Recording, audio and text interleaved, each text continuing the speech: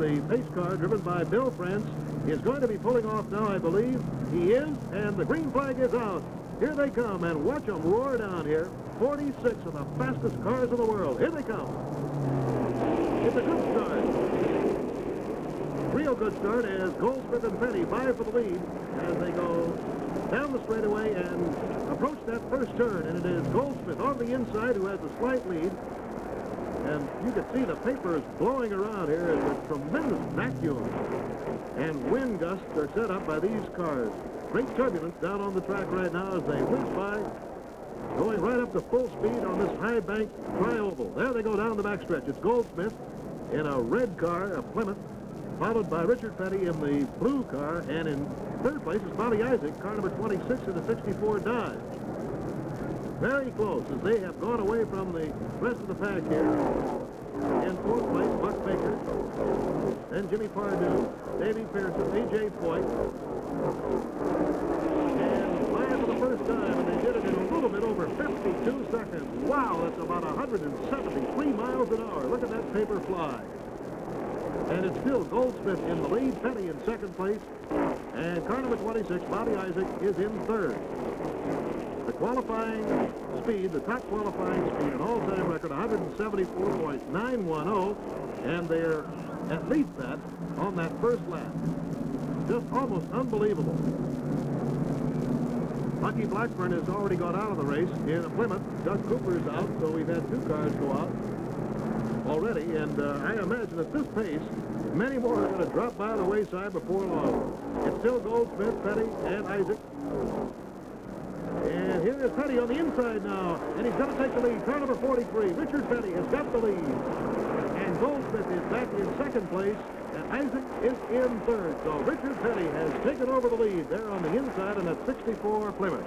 We'll be back in just a moment with more from the Daytona 500. The Gillette Safety Razor Company is bringing you this segment of ABC's Wide World of Sport.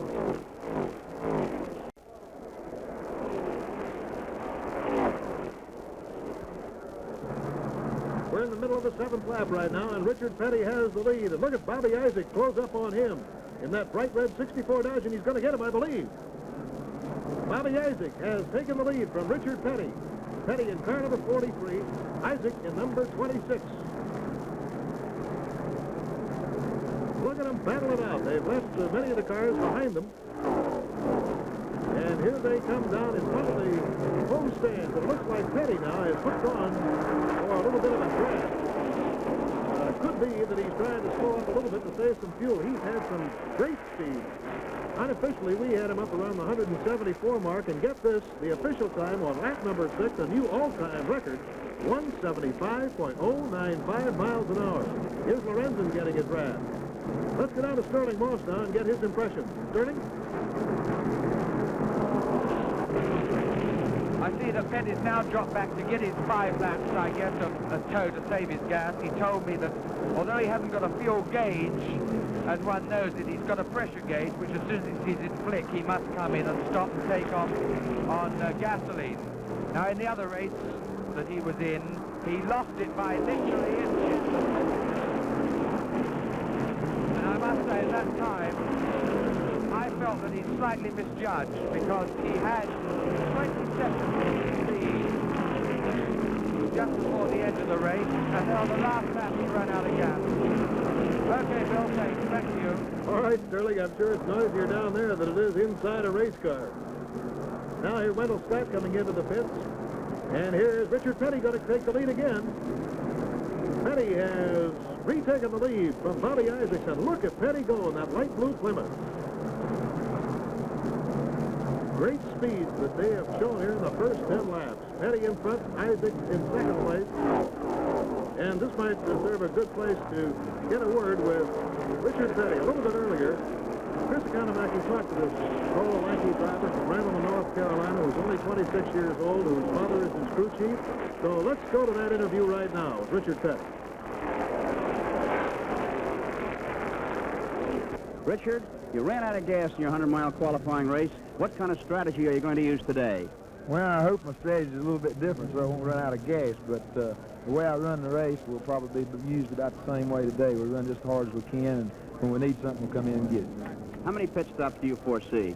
Well, the way I run Friday, I'll have to make 5, but if I can get drafts and everything, we might possibly make it on 4, but we'll probably have to make that last one just maybe 4 or 5 gallon gas.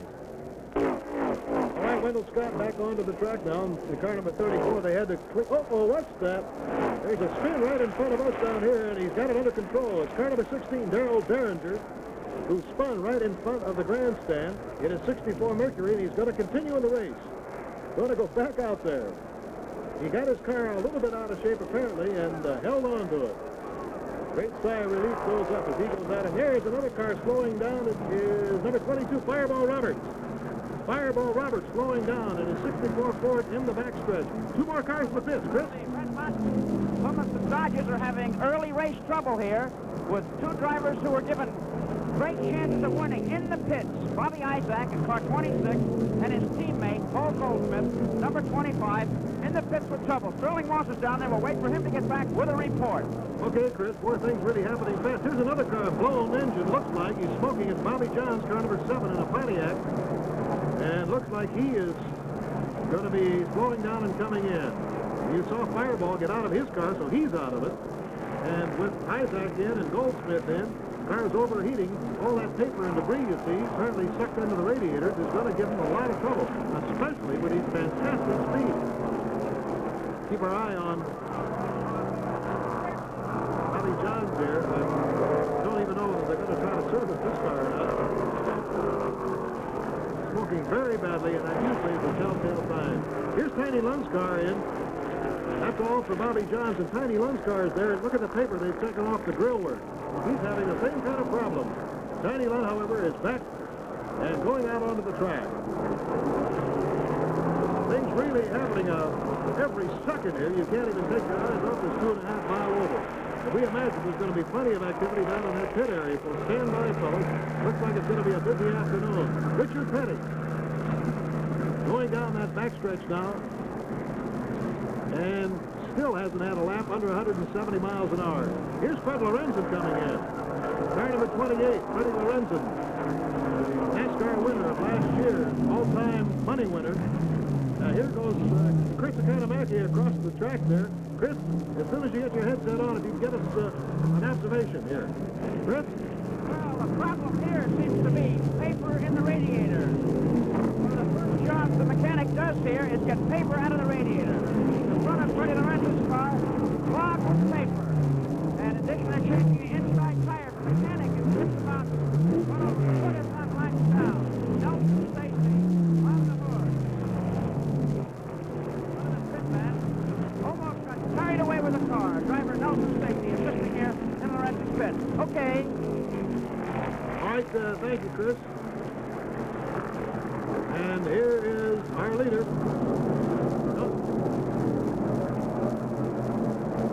This is Richard Petty, car number 43. And he's still got a real good lead. Let's go down to Sterling Moss now.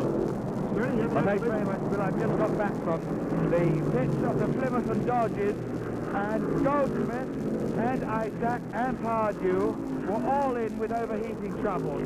Goldsmith actually overheated much more than the others, but they were all full up with paper in the radiators. They pulled them out. A couple made tire changes, and then they're off. Okay, thank you. All right, thank you, Sterling. That car 06 was Bobby Marshman, who was into the pits, and he's back out again. So Richard Petty is really setting a pace for these fellas here today, and we'll be back with more action from the Daytona 500 in just a moment on ABC's Wide World of Sports.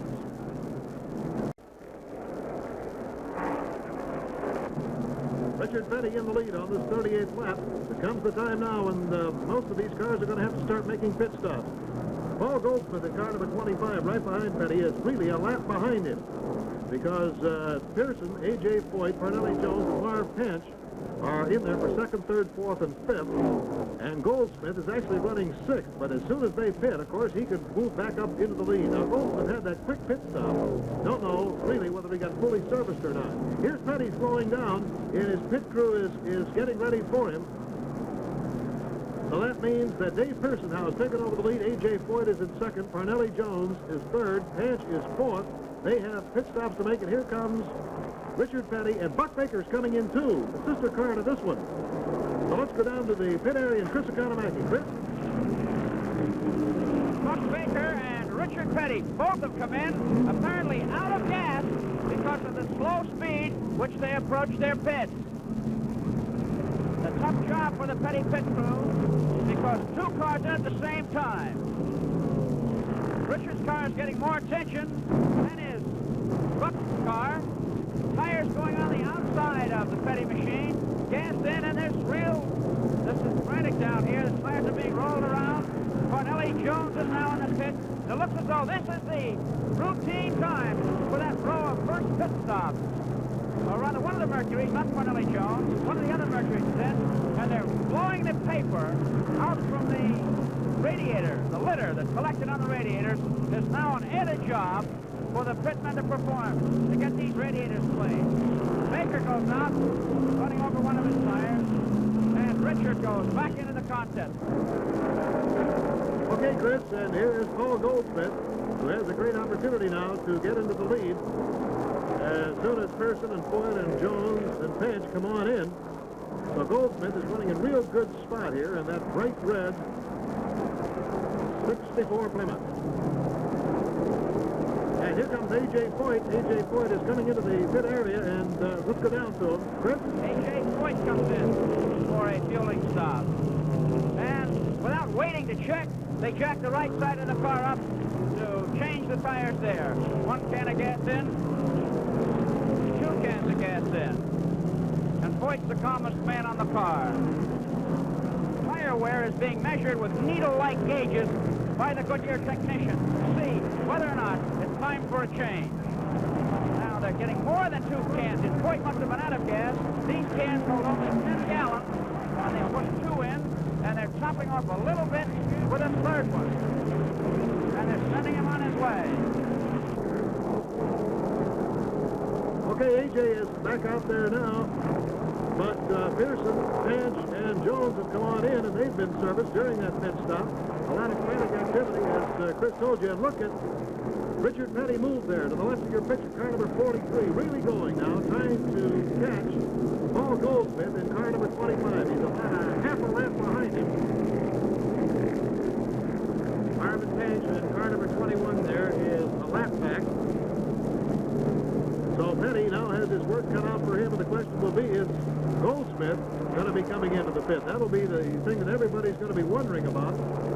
Whether Goldsmith is going to have to come back into the pit area to get some gasoline and get some tires. Paul Goldsmith now races out of Mexico City, and one of the most knowledgeable drivers around. Chris Economaki talked to him earlier. How about the wind?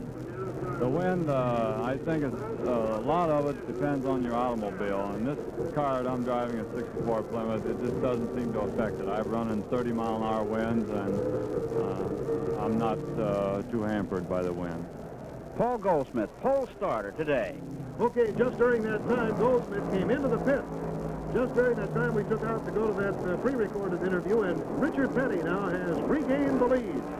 So Goldsmith will be going back out on the track. We'll be back in just a moment with more action from the Daytona 500 in just a moment on ABC's Wide World of Sports.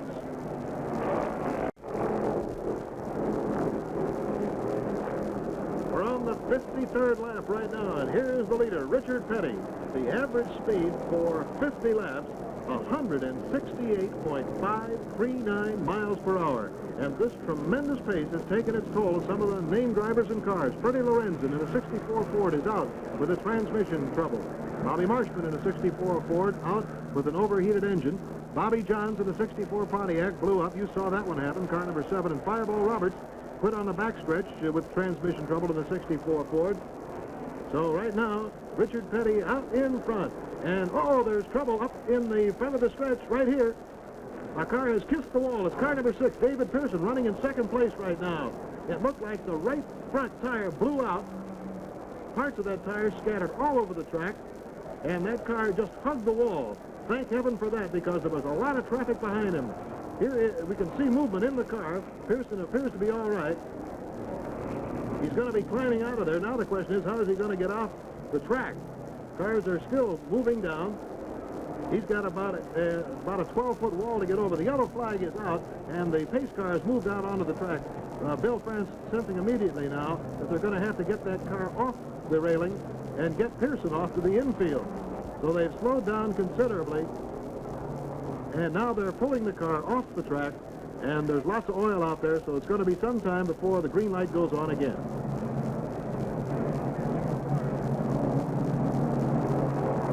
Right now, we're going to take a short break from our 500-mile race here at Daytona and switch to Ishpeming, Michigan, to Suicide Hill in the National Ski Jumping Championship. A.J. Foyt at red and white Ford, 0-0 on the roof, is in second place. He is on the same lap as Richard Petty, but he's a good 3/4 of a lap behind, and the rest of these cars are a lap behind those first two cars. Jimmy Pardew in a 64 Plymouth. Now there's Marvin Panch in 21, Ned Jarrett in 11. So now let's get a word from our racing expert, Sterling Moss, in the pit area. Sterling, you want to come in for just a second here? Well, over here in the pit, the big question is, will number 43, will he be able to keep ahead without a draft and not have to stop one extra time for gas? Because the others are bunched up behind him, quite a long way behind him, it's true, but they're using each other's draft to keep going at a high speed. Will 43 Petty, will he be able to keep going and cut down one stop? Well, anyway, over to you, Bill. All right, Sterling, and right now, Richard Petty is moving into a little bit of traffic. We're going to try to pick up a timing on him to see what kind of a pace he's setting here as he goes around this tri-oval at the Daytona International Speedway. Keep in mind that if he does it in 53 seconds flat, he'll be at 170 miles an hour average speed. This means that at times he can be doing in excess of 180. Incidentally, at the end of 90 laps, and we're on the 96th right now, the speed dropped down to 159 plus, but that was due primarily to 8 laps under the caution light due to Davy Pearson hitting the wall. Because earlier they've been running about 169 miles an hour and it dropped off, but it looks like he has picked it up considerably since that time. So here is Richard Petty coming around, and we'll head down the home stretch in front of the grandstands here before a tremendous crowd of more than 80,000 racing fans. Here he comes.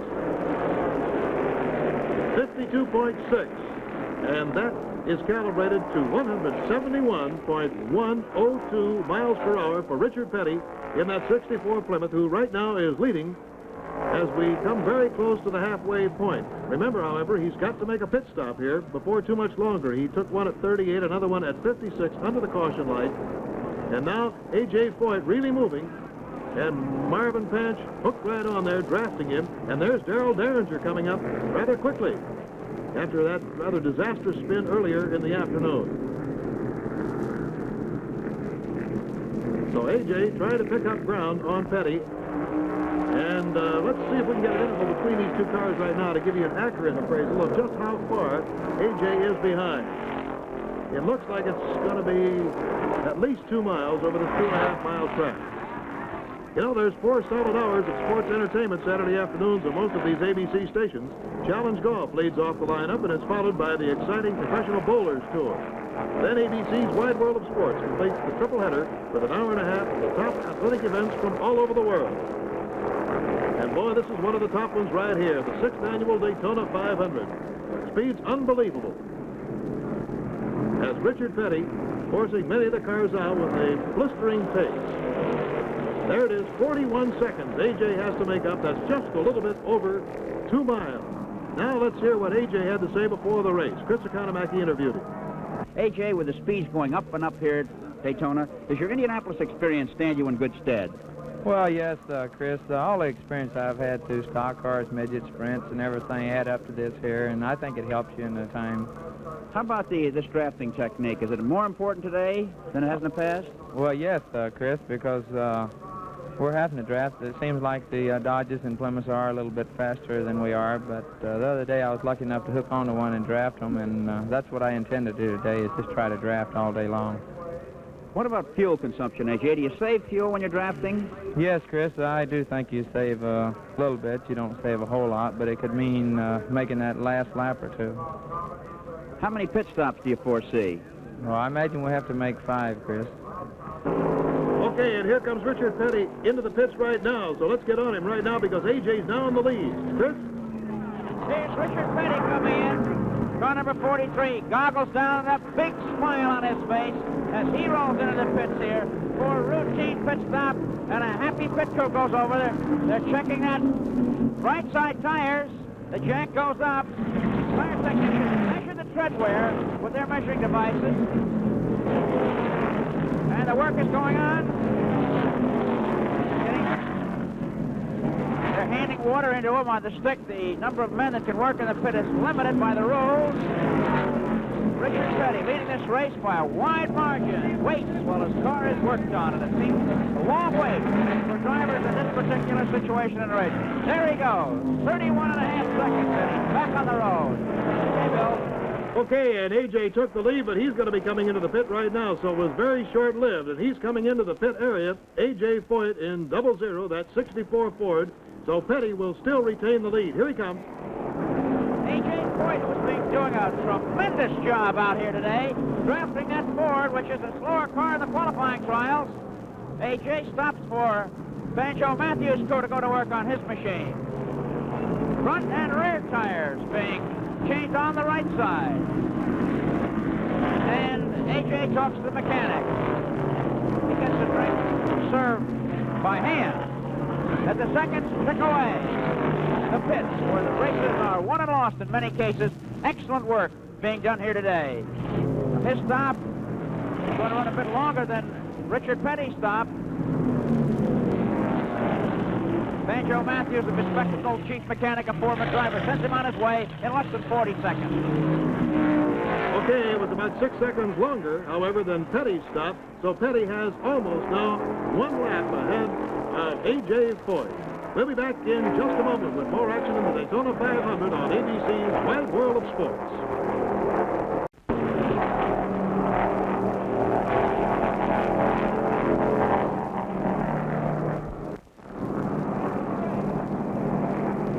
Well, at this point in the race, with 90 laps to go, 19 cars have dropped out, and the latest was Parnelli Jones, who went out with a bent pushrod in his 64 Mercury. So there are 27 cars. 26 of them are chasing this light blue Plymouth, car number 43, Richard Petty. He is now 1 lap ahead of everybody else, and they're all back in the pack in a good battle going on for second, third, fourth, fifth, and sixth. Paul Goldsmith currently in second, A.J. Foyt in third, Pardue is in fourth, Panch in fifth, and Pascal in sixth. Let's get an observation here from Sterling Moss. Thanks, Bill. Now, one thing I think that's most interesting is that these cars are lapping this track at somewhere around 175 miles an hour, which means that their maximum speed on the back straightaway is over 180, which in turn, once again, means that when they're in the draft of a car in front, if they pull out and pass him on the straightaway, they're most likely approaching 185 miles an hour. That's going stuff for my money. Right, back to you, Bill. That it is, Sterling. Thank you. We'll be getting back to you very shortly. And here is Richard Petty really moving now, and a good battle going on back in the pack for second, third, fourth, fifth, and sixth place. These cars trying to pick up some ground on... Oh, there's a car upside down in the backstretch. Apparently, Jarrett in 11, you can't see him in your picture, but here's Rutherford upside down. Jarrett in 11 is up the track from him. Apparently they tangled, and Rutherford, with sparks flying as the roof of that car went grinding down the track, got upside down. Fortunately, there's no fire there, and we're waiting now anxiously to see whether Rutherford's going to get out of that car. The crash wagon is over there. There he comes. He's all right. He crawls out, and there's Jarrett's car, and you can see that they tangled somewhere. It happened so quickly we couldn't see it. But all of a sudden, Johnny Rutherford in 01 was upside down. And now they're making some precautionary, putting some precautionary foam there. And the yellow flag is out, and Petty is going to come into the pit right now. He's going to come in under the caution flag. Here's Richard Petty, car 43, the leader, getting a break with the yellow flag coming in for the pit stop. Takes his time now. This will be a great break for Petty. For rather than losing a lap, he'll get the work done, back on the track, and just back onto the tail end of the track, which will be stacked up behind the safety car. And as a consequence, he'll get a pit stop in and only lose perhaps 200 yards on his nearest competitor, which is Paul Goldsmith in car number 25. coolness prevails in the pits here. They sort of feel that they haven't won in the Petty pit. Racing dad, who was a champion before him, last month in the pit operation on this very fast 1964 Plymouth. And they send him away. That's it. Okay, Chris, the yellow caution light's still out, clearing up that debris on the backstretch. And A.J. Foyt probably will take an opportunity. He's slowed way down. A.J. currently running in third place. Goldsmith is running in second. And A.J. is now coming into the pit area, Chris. And A.J. Foyt, the third place driver, and the 00 Ford is in the pits now. And this time it's under the hood for some work. The addition of oil. These engines are really straining to maintain these close to 170-mile-an-hour speeds. Foyt calls to his pit crew. The roar of the engine here makes it very difficult to understand what he's asking for.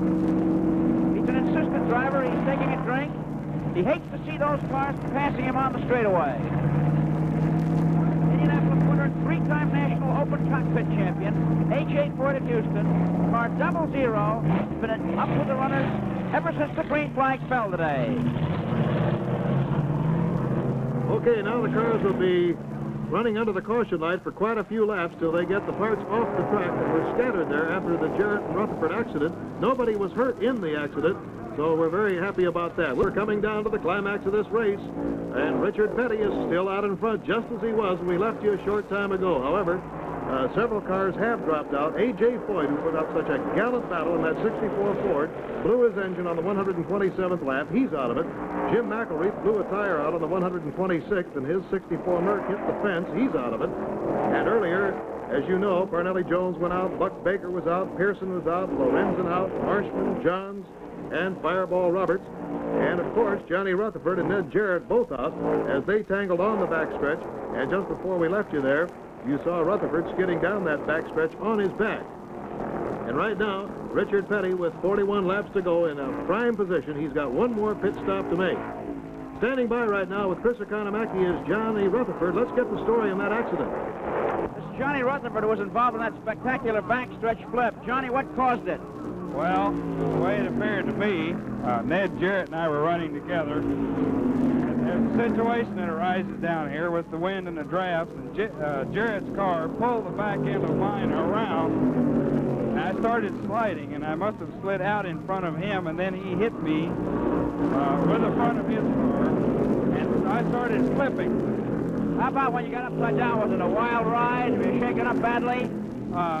Not too badly. I'm starting to get a little stiff. It was a pretty rough ride. The main thing was getting the sparks from the top. It was sliding right upside down, and the sparks from the top was burning me just like welding without a shirt. And how far along did you go upside down?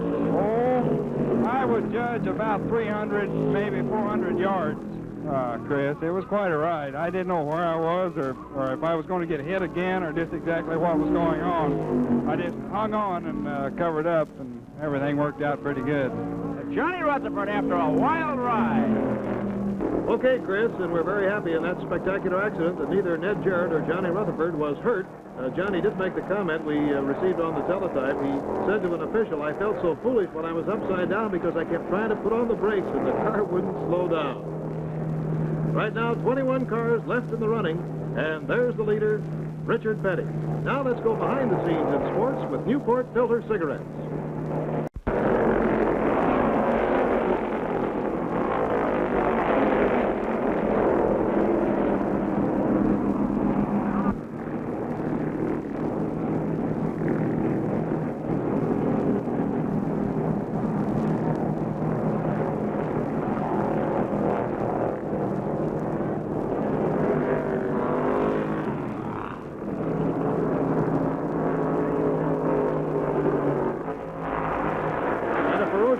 Still being waged for second place between Jimmy Pardue and car number 54, 64 Plymouth, and Paul Goldsmith, that red Plymouth on the outside.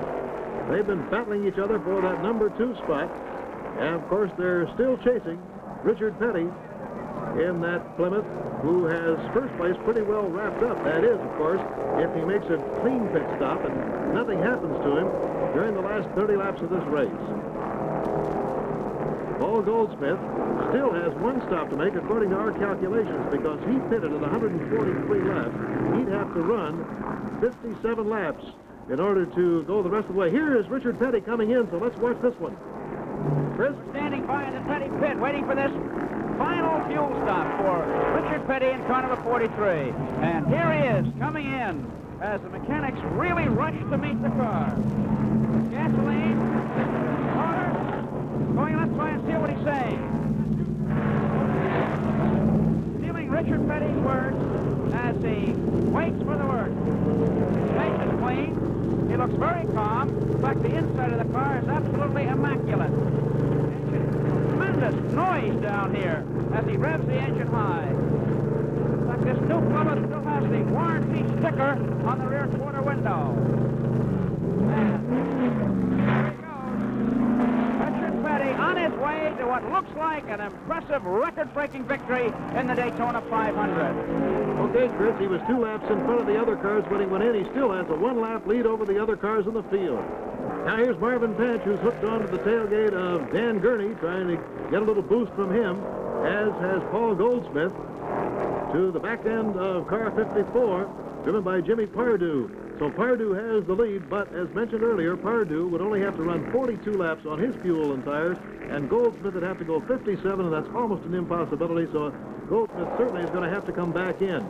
He's really making a battle out of it, though. And looks like he's picking up a little bit on Jimmy Pardue. As you can imagine, Jimmy getting some good-natured ribbing by the number of that car. And he goes by him. Goldsmith has moved into second place over Pardue. So right now, we've got 3 Plymouths, a Ford and a Dodge in the first 5. And Petty is still turning laps at a better than 170 miles an hour, so he hasn't let off the gas one single bit. He wants to win this race and win it big.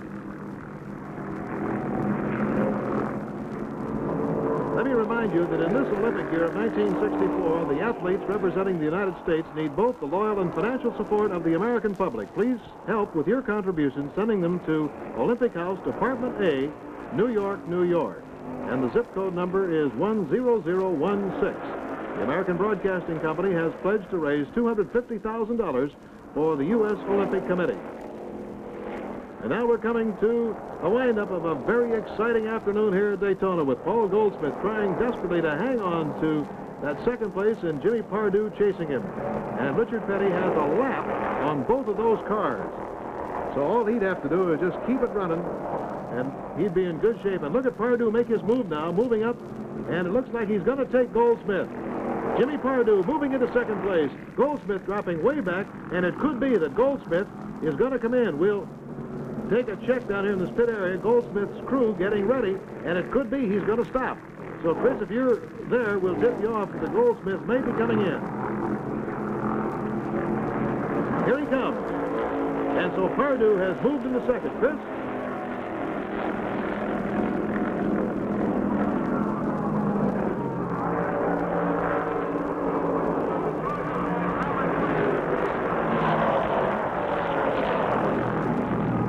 Goldsmith in car 25, the second place Plymouth, had to give up that number 2 spot to make a pit stop here in the latter stages of this 500-mile race. The tires have been smoking as they come in the pits. The right rear wheel is locking up. That shows how these cars are jacked with the weight to the left. It looks like it's strictly for gasoline. And there's the word. It's sending him on his way. A very fast pit stop. Okay, we'll be back in just a moment with the exciting climax of the Daytona 500 on ABC's Wide World of Sports. Now a word about Vitalis.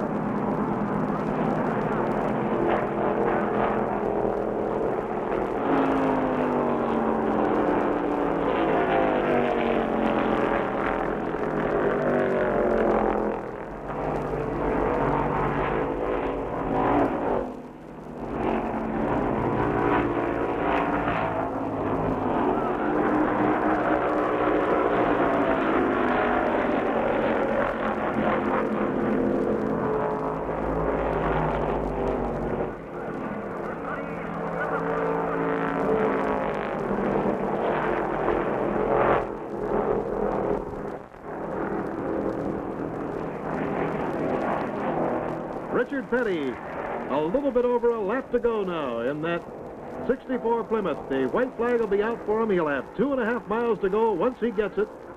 As he comes by everybody standing now, what a great race he's had here today.